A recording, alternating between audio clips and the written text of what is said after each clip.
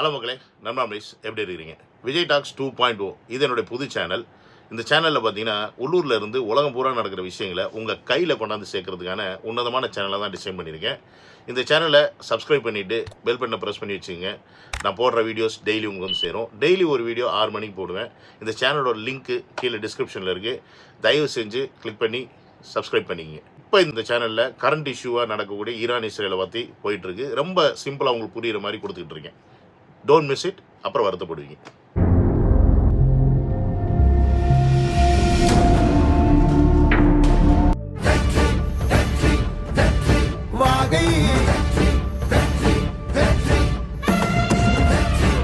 Hello மக்களே, நண்பாம்பிஸ் எப்படி இருக்கிறீங்க? Welcome to Vijay stock and welcome to another video. இந்த வீடியோவில் நம்ம என்ன பார்க்க போகிறோம் பார்த்தீங்கன்னா, நம்ம தளபதி சிறப்பான சில சம்பவங்களை செஞ்சு விட்டு போயிருக்காப்புல. இன்றைக்கி அது அப்படியே கொளுத்து போட்ட மாதிரி பத்துக்கிட்டு எரியுது. அவன் பதறிடி திரியிறான், என்ன ஆக போதோ ஏதாக போதோ அப்படின்னு. அந்த மாதிரி சில சம்பவங்களை தான் இந்த வீடியோவில் நம்ம பார்க்க போகிறோம். இந்த எலெக்ஷன் நம்மக்கிட்ட சாதகமாக ஆகிட்டே இருக்குது அப்படின்றதுக்கு இந்த வீடியோ வந்து நீங்கள் கடைசி வரைக்கும் பார்த்தீங்கன்னா புரியும். So don't miss it. ஃபுல்லாக பாருங்கள். இடையில போய் ஸ்கிப் பண்ணிட்டு ஓடிடாதீங்க பாதியில். எப்பயுமே தமிழக அரசியலில் பார்த்தீங்கன்னா எது மெஜாரிட்டியான ஓட்டுன்னு பார்த்தீங்கன்னா இந்த சிறுபான்மையினர் ஓட்டு இருக்குது பார்த்தீங்களா, அவங்களுடைய ஓட்டு தான் வந்து ஒரு கட்சிக்கு மிக பெரிய லெவலில் சப்போர்ட் பண்ணும். இந்த சிறுபான்மையினர் ஓட்டு எந்த கட்சிக்கு பெரிய லெவலில் சப்போர்ட் இருக்குது அப்படின்னு பார்த்தீங்கன்னா தமிழ்நாட்டில் அது வந்து திமுகவுக்கு. உதாரணத்துக்கு முஸ்லீம்ஸாக இருக்கட்டும், இல்லை கிறிஸ்டின்ஸாக இருக்கட்டும், அதுக்கப்புறம் பார்த்திங்கன்னா இந்த பட்டியலின மக்கள் இருக்காங்க பார்த்தீங்களா, அவங்க திருமாவளவன் தலைமையில் அவங்களா இருக்கட்டும், இவங்க எல்லாருமே யாருக்கு மெஜாரிட்டியாக சப்போர்ட் பண்ணுவாங்கன்னா திமுகவுக்கு. ஏன்னா திமுக தான் நான் வந்து உங்களை பாதுகாக்கும் காவலர் அப்படின்ற ஒரு பிம்பத்தை இந்த தமிழ்நாட்டில் வந்து நிறுவிட்டு இருக்கு. அதனால தான் இந்த திராவிட கட்சிகள் அப்படின்னு சொல்லி தமிழ்ன்றதுக்கு பதிலாக திராவிடம்னு பேசி இவங்களை வந்து தன்னுடைய மக்களாகவே இவங்க வந்து எப்பயுமே மெயின்டைன் பண்ணிகிட்டு இருக்காங்க. அவங்களும் வந்து சரி நமக்கு திமுக தான் வந்து நல்லது பண்ணணும்னு சொல்லிட்டு அவங்களுக்கே திருப்பி ஓட்டை குத்துவாங்க. இவங்க ஆட்சிக்கு வந்ததுக்கப்புறம் தூக்கி அவங்கள எங்கேயாவது வேறு எங்கேயாவது குத்துவாங்க. இது தெரிஞ்சு ஆனால் அங்கே தான் குத்துவாங்க. சில பேர் நன்றி விசுவாசம், சில பேர் வேறு வழி இல்லாமல் குத்துறது, சில பேர் நம்ம ஜாதிக்காரங்க நம்ம மொழிக்காரங்க அப்படின்னு குத்துறது, இப்படி ஒவ்வொருத்தரும் ஒவ்வொரு அடிப்படையில் குத்துவாங்க. ஆனால் இந்த தேர்தலில் அதுக்கான வாய்ப்பு மிக மிக மிக குறைவு. முதல் அடி எங்கே விழுந்துச்சுன்னு பார்த்தீங்கன்னா, ரம்ஜான் நோன்புக்கு தளபதி போயிட்டு அந்த இஃப்தார் ஓப்பன் பண்ணது. அந்த இடத்துல ஒரு சின்ன ஸ்பீச் ஒன்று கொடுத்துருந்தாரு. அந்த ஸ்பீச்லேயே ஒட்டுமொத்த சிறுபான்மையினர், அதாவது முஸ்லீம் இனத்தவர்கள் எல்லாமே இனி இந்த வாட்டி தமிழக வெற்றி கழகத்துக்கு தான் ஓட்டு போடணும் அப்படின்ற முடிவை ஸ்ட்ராங்காக எடுத்திருக்காங்க. ஏன்னு கேட்டிங்கன்னா, அவங்களுக்கு எல்லாத்துக்குமே ஒரு சந்தேகம் இருந்துட்டு தான் இருந்துச்சு. ஒருவேளை அழுத்தத்தின் காரணமாக தளபதி அவர்கள் பிஜேபியில் போய் சேர்ந்துருவாரா அப்படின்ற டவுட் இருந்துட்டு தான் இருந்துச்சு. ஏன்னா அதற்கேற்ற மாதிரி தான் பல மீடியாஸில் வந்து நியூஸ் கண்டினியூஸாக பரவிட்டே இருந்துச்சு. 40 சீட்டு 50 சீட்டு, விஜய் 2 வருஷம் முதலமைச்சர், பழனிசாமி 2 வருஷம் முதலமைச்சர், இப்படின்னு சொல்லிட்டு பல வாரம் பேசிக்கிட்டே இருந்தாங்க. நம்மளுக்கே பல பேருக்கு சந்தேகம் வந்துருச்சு இது உண்மையாக பொய்யா அப்படின்னு. ஆனால் கடைசியில் எங்களுடைய கொள்கை மதசார்பற்ற கொள்கை அப்படின்றத ரொம்ப தெளிவாக அந்த இடத்துல பதிவு பண்ணனால நானோ இல்லை நாங்களோ எப்போவுமே அந்த மாதிரி ஒரு பாசிச கட்சிக்கு சப்போர்ட் பண்ண மாட்டோம்னு சொல்லும் போதே அங்கே ஆட்டோமேட்டிக்காக ஒட்டுமொத்த முஸ்லீம்ஸும் இப்போ என்ன பண்ணிட்டாங்கன்னா இப்படிப்பட்ட ஒரு ஸ்ட்ராங்கான தலைவர் தான் நமக்கு தேவை அப்படின்றத புரிஞ்சுக்கிட்டாங்க. ஏன்னா அவங்களுக்கு எப்போல்லாம் பிரச்சனை வந்துச்சோ அங்கே முதல் ஸ்டெப் எடுத்தது யாருன்னா தமிழக வெற்றி கழகம் தான். முதல்ல ஃபஸ்ட்டு வந்தது பார்த்திங்கன்னா சிஏஏ அப்படின்னு ஒரு பிரச்சனை வந்துச்சு, அதாவது குடியுரிமை பிரச்சனை வந்துச்சு. அதில் பெருமளவில் பாதிக்கப்பட்டவங்க யாருன்னு பார்த்தீங்கன்னா முஸ்லீம்ஸ் தான். அவங்களுக்காக மிகப்பெரிய அறிக்கை போட்டது மட்டும் இல்லாமல் அவங்களுக்காக கேஸ் வாடினதாக இருக்கட்டும். அதுக்கப்புறம் வக்ஃப் ஒரு பிரச்சனை வந்துச்சு. அந்த வக்ஃப் போர்டுக்கு போயிட்டு அங்கே சுப்ரீம் கோர்ட்டில் கேஸ் போட்டு அதுக்கான ஒரு தடையை வாங்கினதாக இருக்கட்டும். இப்படி பல விஷயங்களை முன்னெடுத்திருக்காரு. ஆனால் இதே வந்து திமுக செஞ்சுருக்கான்னு கேட்டிங்கன்னா அது செய்கிற மாதிரி பாவலா காட்டுவாங்க, ஆனால் செய்யலை அப்படின்றது அவங்களுக்கே தெரியும். இந்த சம்பவம் மூலியமாக இப்போதைக்கு சிறுபான்மையினர் பெரும்பாலும் விஜய் அவர்களுக்கு சப்போர்ட் பண்ணுற முடிவில் இருக்கிறாங்க. First point. 2வது பாயிண்ட் பார்த்தீங்கன்னா இப்போ பட்டியலின மக்கள் அவங்க வந்து ஒரு மெஜாரிட்டியான ஒரு ஓட்டு வங்கி இருக்குது அப்படின்னும் போது அவங்களுக்கு தலைவராக இருக்கிறவர் யாருன்னு பார்த்தீங்கன்னா நம்ம திருமாவளவன் அவர்கள். நம்ம கட்சி ஆசைப்பட்டு திருமாவளவன் அவர்களை தான் உள்ளே கூப்பிட்டுக்கணும் அப்படின்னு சொல்லி ரொம்ப விருப்பப்பட்டுச்சு. விஜய் அவர்களும் விருப்பப்பட்டார். அப்புறம் வந்து ஆதவர்ஜினாலேருந்து எல்லாருமே வந்து விருப்பப்பட்டு அவர் எப்படியாவது உள்ளே எழுத்தணும்னு பார்த்தாங்க. ஆனால் அவர் இல்லைப்பா நான் வந்து அடிமையாக இருக்கிறது பெருமையாக நினைக்கிறேன்னு சொல்லிட்டு திமுகவுக்கு பயங்கரமாக முட்டு கொடுத்துட்டு இருந்தார். அது உங்கள் எல்லாருமே தெரியும். அதாவது மக்களே, பிரிட்டிஷ்காரங்களாம் என்ன பண்ணாங்கன்னா கருப்பின மக்களை வந்து அடிமையாக கொண்டு போனாங்க. ஆனால் அவங்களுக்கு வேறு வழி இல்லாமல் அந்த காலத்தில் அடங்கி போய் அவங்கள எதிர்த்து சண்டை போடுற அளவுக்கு நம்மக்கிட்ட தெம்பு இல்லை அப்படின்றனால அடங்கி போய் அடிமையாக இருந்தாங்க. ஒரு காலகட்டம் வரும்போது அந்த அடிமைத்தனத்துலேருந்து வெளியில் வந்து இன்றைக்கி வந்து ஒரு கருப்பின ஒருத்தர் வந்து அமெரிக்காவே பிரசிடெண்ட்டாக இருந்த கதையெல்லாம் நம்ம பார்த்துட்டோம்.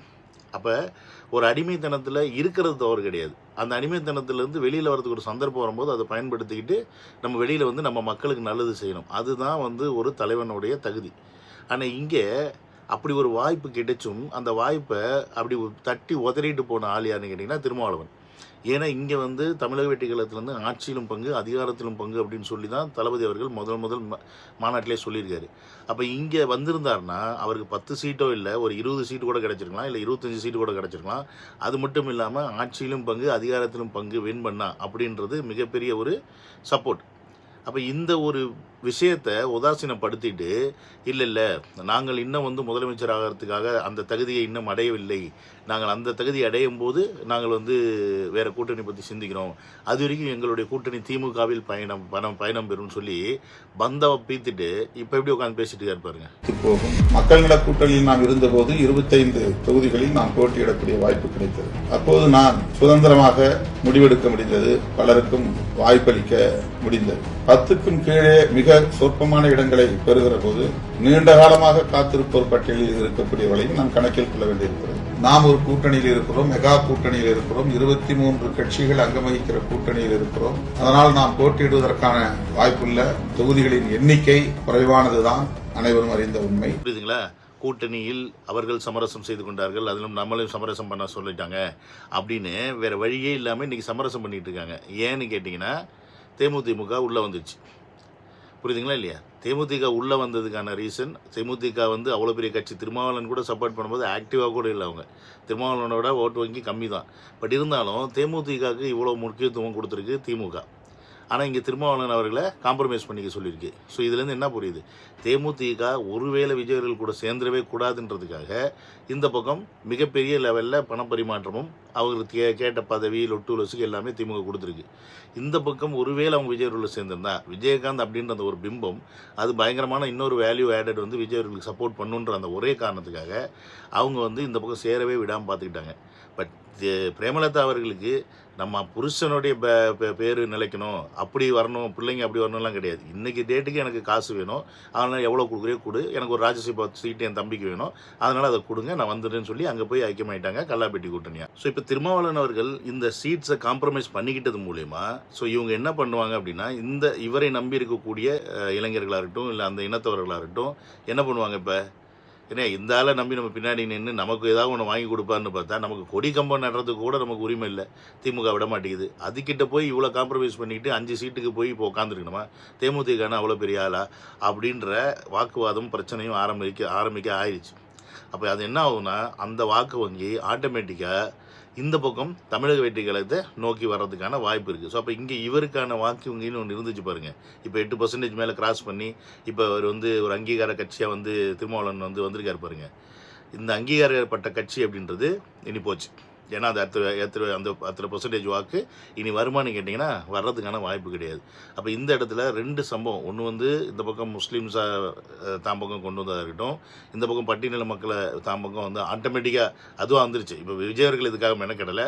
பட் ஆனால் விஜயவர்கள் கொளுத்தி போட்ட அந்த ஆட்சியிலும் பங்கு அதிகாரத்திலும் பங்கு அப்படின்ற அந்த பிரச்சனை தான் இன்றைக்கி திமுகவில் மிகப்பெரிய பூகம்பமாக இடிச்சிட்டு இருக்கு. அது மட்டும் இல்லாமல் விஜயவர்கள் வந்ததின் பயமாக தான் கிட்டத்தட்ட இன்றைக்கி 22லேருந்து 23 கூட்டணி கட்சிகள். அப்போ 23 கட்சிகள் சீட்டு பிரிக்கணும் அப்படின்னா அவங்களுக்கு தண்ணி குடிக்க முடியல. அதுதான் இங்கே பிரச்சனை. ஸோ இதில் நீங்கள் ஆல்ரெடி கேட்டிருப்பீங்க, இந்த தமிழக வாழ்வுரிமை கட்சி வேல்முருகன் அந்த ஆள் வெளில வந்துட்டாப்புல அப்படின்னு கேள்விப்பட்டிருக்கீங்க. கம்யூனிஸ்ட் கட்சி 1 சீட்டுக்கு 2 சீட்டுக்கு தான் அவங்களுக்கு மொத்தமாகவே அதுலேயே 1 சீட்டை ஆக்கிக்கலாம் அப்படின்ற முடிவு பண்ணுறாங்க. இப்படி எனக்கு புரியல. இந்த கட்சிகள் எல்லாருமே மக்களுக்கு நல்லது பண்ண வர்றீங்கன்னு சொல்லிட்டு கடைசியில் கட்சியை காம்ப்ரமைஸ் பண்ணிக்கிட்டு உங்களுடைய சீட்டுகளை குறைச்சிக்கிட்டு போகும்போது உங்களுடைய வேல்யூ குறையுது, உங்களுக்கான அங்கீகாரம் குறையுது, உங்களுடைய அதிகாரம் குறையுது அப்படின்ற இந்த புரிதல் இந்த தலைவர்களுக்கு இருந்துச்சுன்னா இவங்க இதை செய்வாங்களா? ஆனால் இங்கே எது முக்கியமாகப்படுதுன்னு நீங்கள் நல்லா யோசிங்க. இங்கே பதவியும் அதிகாரமும் பணமும் தான் முக்கியமாகப்படுது ஒழிய மக்கள் நலன் இல்லை அப்படின்றத நீங்கள் புரிஞ்சுக்கணும்.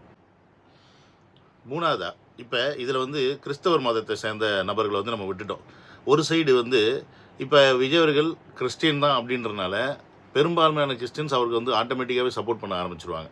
புரியுதுங்களா? ஸோ இது மதத்தின் அடிப்படையில் விஜய் அவர்கள் இல்லைனாலும் பாமர மக்கள் எல்லாருமே ஓகேப்பா அவர் நமக்கு கிறிஸ்தவர் தான்ப்பா ஏதாவது செய்வார் அப்படின்ற அடிப்படையில் இப்போ நம்ம செய்கிறது இல்லையா, நம்ம ஊருக்காரரு நம்ம ஜாதிக்காரரு அவர் நிற்கிறாரு, அவர் ஓட்டு போட்டால் நம்ம ஏதாவது செய்வார்.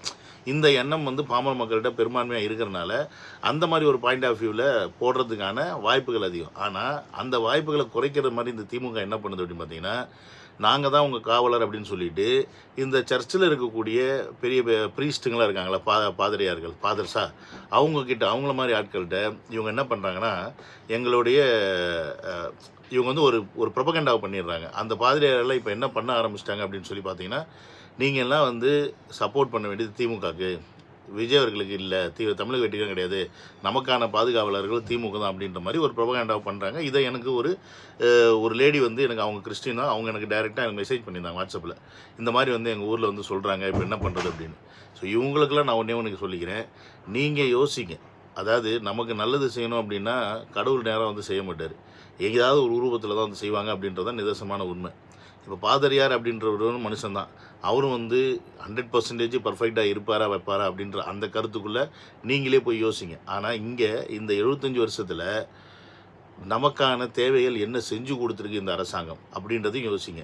இப்போ இனி வரப்போகிற தேர்தல் அறிக்கையாக இருக்கட்டும், இனி தமிழக வெட்டிகளை வந்தால் என்னெல்லாம் செய்வாங்க அப்படின்ற அந்த பாயிண்ட் ஆஃப் வியூலையும் கொஞ்சம் யோசிக்கணும். யோசிச்சுட்டு அதுக்கப்புறமா நீங்கள் டிசைட் பண்ணணும், இங்கே விஜயவர்களுக்கு போடுறதா, இல்லை பழைய திராவிட கட்சிகளுக்குள்ளே போடுறதா, இல்லை அதான் சொல்கிற மாதிரி இந்த எப்படி சொல்கிறது குண்டுச்சட்டியிலே குதிரை ஓட்டுறதா, இல்லை அந்த குண்டுச்சட்டி விட்டு வெளில வரதா அப்படின்றத நீங்கள் தான் முடிவு பண்ணணும். ஸோ இப்போ நமக்கு நான் ஒரு வாய்ப்பு என்னென்னா, விஜய் அவர்கள் தனியாக நிற்கிறார், இது மிகப்பெரிய அட்வான்டேஜ். இதை நம்ம புரிஞ்சுக்கணும். ஏன்னு கேட்டிங்கன்னா, இந்த பக்கம் ஒருவேளை பிஜேபி சைடில் போய் விஜய் அவர்கள் சேர்ந்திருந்தால் கூட அந்த பக்கம் இருக்கக்கூடிய எம்எல்ஏ மினிஸ்டர்கள் அவங்களாம் வந்து பலந்தின்னு கொட்டை போட்டவங்க ஜெயிச்சாங்கன்னா அவங்க சொல்கிறது கேட்கணும், இவங்க சொல்கிறது கேட்கணும், இல்லைன்னா கட்சிக்குள்ளே ஏகப்பட்ட குளறுபடி வரும், இந்த மாதிரி பிரச்சனைகள் இருக்குது. அதே திமுகலையும் அதே தான். அந்த பக்கம் போய் திமுக இல்லைனாலும் திமுக எதிர்க்கிறனாலும் திமுகவில் சேர்ந்த கூட்டணி கட்சிகள் பல கட்சிகள் தமிழக வெற்றிகளத்தில் வந்து சேர்ந்திருந்தாலும் ஜெயிச்சதுக்கு அப்புறமா என்ன பண்ணுவாங்க, ஏது பண்ணுவாங்க, என்ன மனநிலையில் இருப்பாங்க, திடீர்னு டக்குன்னு கட்சி தாவி அங்கே பக்கம் போயிடுவாங்களா அப்படின்ற சந்தேகம் கேள்வியும் நமக்குள்ளே இருக்கும். ஆனால் இங்கே இப்போ இவர் தனியாக ஒரு ஆள் நிற்கிறாரு. ஸோ நமக்கான ஒரு தலைவராக வந்து நிற்கிறாரு. அப்போ அவங்க என்ன தேர்தல் அறிக்கை கொடுக்குறாங்களோ அதை செய்கிறதுக்கான முழு ஈடுபாட்டில் அவங்க இறங்குவாங்க. ஏன்னா இது முதல் தேர்தல். அப்போ அவங்களுக்கு அந்த பதவி கிடைச்சிச்சுன்னா அந்த பதவியை எப்படியாவது தக்க வச்சுக்கணும் அப்படின்றதுக்காக களத்தில் இறங்கி கன்ஃபார்மாக வேலை செஞ்சு ஆகணும் அப்படின்றது அவங்களுக்கு தெரியும் அடுத்த 5 வருஷத்தில். ஏன்னா ஆட்சியும் அதிகாரம் கையில் இருக்கும்போது அவங்க நினச்சது செய்ய முடியல அப்படின்னா அடுத்த 5 வருஷத்தில் நம்மளை தூக்கி போட்டுருவாங்க அப்படின்றது தமிழக வெற்றிகளுக்கும் தெரியும், விஜய் அவர்களுக்கும் தெரியும். அதனால் இந்த ஒரு வாய்ப்பு நமக்கு ரொம்ப ஈஸியாக கிடைச்சிருக்கு. ஒரு புது தலைவன், தனியாக தலைவன் வந்திருக்காப்புல. அந்த தலைவர் வந்தால் அந்த தலைவர் கீழே நடக்கக்கூடிய ஆட்சி எப்படி இருக்குன்னு நம்ம பார்க்கறதுக்கான ஒரு மிகப்பெரிய சந்தர்ப்பம். ஆனால் இந்த வாய்ப்பை நம்ம மிஸ் பண்ணிட்டோன்னு வச்சுங்களேன், கண்டிப்பாக இது 2031 நடக்குமான்னு கேட்டிங்கன்னா நடக்காது. ஏன்னா இந்த வாய்ப்பை நம்ம மிஸ் பண்ணிட்டோம்னா விஜய் அவர்களுடைய இப்போ வாக்கு வங்கி என்ன அப்படின்றது தெரிஞ்சிடும். இந்த எலெக்ஷனில் அவர் சிஎம் ஆகலைன்னா என்ன பண்ணுவாங்க, இந்த ஓகே இவ்வளோ % ஓட்டு வாங்கியிருக்காருன்னு அப்போ அவருக்கான ஒரு ஓட் % கன்ஃபார்மாக தெரிஞ்சிடும். இனி 2031 தளபதி அவர்கள் எலெக்ஷனில் நின்னா கூட அப்போ தனியாக நிற்பாரான்னு கேட்டிங்கன்னா அவர் தனியாக நிற்கிறதுக்கு யோசிப்பார். ஏன்னா நம்ம மொதல் எலெக்ஷன்லேயே நம்ம தனியாக வந்து ஆஃபர் கொடுத்து எல்லாம் பண்ணி எவனுமே வரல. ஆனால் நமக்கு தனியாக நிற்கிற மாதிரி ஒரு சுச்சுவேஷன் அமைஞ்சிச்சு. ஆனால் மக்கள் நம்மளை அக்செப்ட் பண்ணலை. இந்த வாட்டி நம்ம தனியாக நின்னோம்னா நம்ம அக்செப்ட் பண்ண மாட்டாங்கன்னு சொல்லிட்டு கண்டிப்பாக அவர் காங்கிரஸ் கூடயோ இல்லைன்னா அதிமுக கூடயோ இல்லை வேறு சில கட்சி கூடயோ அந்த டயத்தில் கண்டிப்பாக வருவாங்க விஜய் தேடி.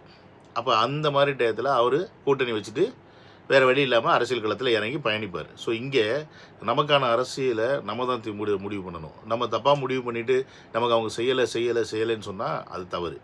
ஸோ ஒரு சந்தர்ப்பம் ஆட்டோமேட்டிக்காக கிரியேட் ஆகி வந்திருக்கு. நல்லா யோசிச்சு பாருங்கள். விஜய் அவர்கள் கட்சி தொடங்கும் போது மாநாட்டில் நம்ம தனியாக நின்று ஜெயிக்கிறதுக்கு வல்லமை இருந்தாலும் நமக்கு தேவை ஒரு சப்போர்ட்டு, நம்மளை தேடி வர்றவங்கள நம்ம அக்செப்ட் பண்ணணும்னு தான் சொன்னார். Which means he is ready for கூட்டணி.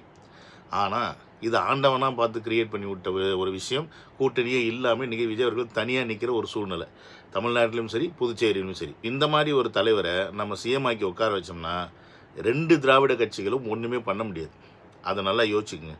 அவங்க ஆட்சி அதிகாரத்தில் இல்லைன்னா அஃப்கோர்ஸ் அவங்களோட கட்சிகளை வச்சு அங்கே பிரச்சனை, இங்கே பண்ணலாம், இது பண்ணலாம், அதை பண்ணலாம், மக்களை தூண்டி விட்டு பிரச்சாரம் இதெல்லாம் பண்ணலாம். அதெல்லாம் வந்து நடக்கக்கூடிய விஷயந்தான். ஆனால் அது ஆட்சி அதிகாரம் கையில் இருக்கும்போது அது ஈஸியாக கண்ட்ரோல் பண்ணிடலாம். யார் தப்பு பண்ணுறான், யார் கெட்டவன் அப்படின்றத ஐடென்டிஃபை பண்ணிடலாம். ஏன்னா எல்லாத்துக்கும் பொதுமக்கள் போய் உட்கார மாட்டாங்க. இந்த மாதிரி கட்சிக்காரங்க வேணால் போய் ஏதாவது பண்ணுவாங்க. அவங்களுக்கு எங்கே 2 ஆப்பு வைக்கணுமோ அங்கே ஆப்பு வச்சோம்னா ஆட்டோமேட்டிக்காக பொத்திக்கிட்டு உட்காந்துருவாங்கன்றது எல்லாருக்குமே தெரிஞ்ச விஷயம். ஸோ அதனால் நீங்கள் நல்லா யோசிச்சுக்குங்க. ஒரே ஒரு சான்ஸு 2026 விட்டிங்கன்னா போச்சு. எனக்கு லட்டு மாதிரி கையில் கிடச்சிருக்கு. ரொம்ப ரொம்ப ரொம்ப ஒரு ரேர் ஆப்பர்ச்சுனிட்டி. ஸோ இந்த மாதிரி ஆப்பர்ச்சுனிட்டிலாம் தானாக தான் உருவாக்கவே முடியாது. நல்லா தெரிஞ்சுக்குங்க. இது தானாக உருவாகிறது. இப்போ இது கூட தானாக உருவானது தான். இன்றைக்கி மற்ற மீடியாக்கள் எல்லாம் விஜய் அவர்கள் வந்து தனித்து நிற்கிறான்றத தனித்து விடப்பட்டான்னு கிண்டல் பண்ணுறாங்க. தனித்து விடப்பட்டதே மக்களுக்காக தான் அப்படின்றத மக்களாக நாம் தான் ப்ரூவ் பண்ணணும். இந்த இடத்துல நம்ம தான் அந்த இடத்துல ஸ்ட்ராங்காக ப்ரூவ் பண்ணியானோம்.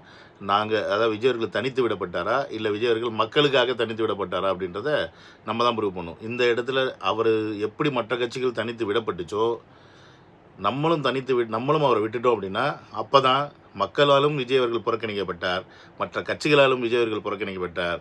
அப்போ விஜய் அவர்கள் அரசியலுக்கு ஒரு லாயக்கற்றவர், விஜய் அவர்களை மக்கள் நம்பவில்லை, விஜய் அவர்கள் ஒரு ஃப்ராடு, இப்படின்லாம் வந்து அடுத்து அவர் மேலே ஏகப்பட்ட விமர்சனங்களும் பிம்பங்களும் கட்டமைக்கப்படும் அப்படின்றத நல்லா ஞாபகத்தில் வச்சுங்க. ஸோ உங்கள் தலைவர், உங்கள் தொண்டர், உங்கள் அண்ணன், உங்கள் தம்பி, உங்கள் மயன், உங்கள் என்ன வேணால் பார்த்துங்க, இப்படிலாம் நீங்கள் சொல்கிறீங்களே அப்படி இப்படின்னு, அந்த மாதிரி அந்த இடத்துல அவர் வரணும் அப்படின்னா நீங்கள் தான் அதுக்கு வந்து செய்யணும். விச் மீன்ஸ் நாம தான் செய்யணும் அப்படின்றத நான் திருப்பி இந்த வீடியோவில் சொல்லிக்கிறேன். ஏன்னா என்னால் முடிஞ்சது இது மட்டும்தான் செய்ய முடியும். உங்கள்கிட்ட உட்காந்து பேசுகிறது, உங்கள்கிட்ட சொல்கிறது. மற்றபடி களத்தில் இறங்கி செய்ய வேண்டியது நீங்கள் தான் அப்படின்றனால நான் திருப்பி சொல்கிறேன். So don't miss this opportunity அப்படின்றது சொல்லி இந்த வீடியோ முடிச்சுக்கிறேன். சீக்கிரம் வீடியோவில் டேக் கேர், பை.